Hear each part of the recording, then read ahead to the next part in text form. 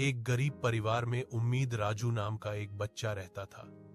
उसका नाम उसके माता पिता ने इसलिए रखा था क्योंकि उनकी जिंदगी में बस उम्मीद ही बची थी। राजू का घर मिट्टी का था, छत टपकती रहती थी और खाने को कभी पूरा भोजन नहीं मिलता था।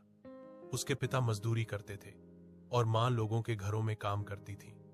कई बार ऐसा होता था कि राजू भूखा ही सो जाता, लेकिन उसके चेहरे पर कभी शिकन नहीं आती थी। राजू को पढ़ने का बहुत शौक था। वह टूटी फूटी किताबों से ही पढ़ाई करता और स्कूल जाने के बाद मास्टर जी से नए नए सवाल पूछता।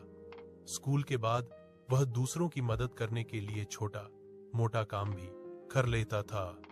लोग उसे देखता और कहते, यह बच्चा कुछ न कुछ जरूर करेगा। समय बीतता गया और राजू बड़ा हो गया। हालात वैसे ही मुश्किल थे, लेकिन उसकी मेहनत और लगन और भी मजबूत हो गई थी। उसने ठान लिया था कि वह गरीबी को अपनी किस्मत नहीं बनने देगा।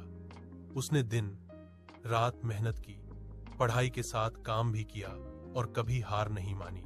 एक दिन राजू को एक छोटी सी नौकरी मिली। तनख्वाह कम थी, लेकिन उसके सपने बड़े थे। उसने अपनी आमदनी से थोड़ा थोड़ा पैसा बचाना शुरू किया।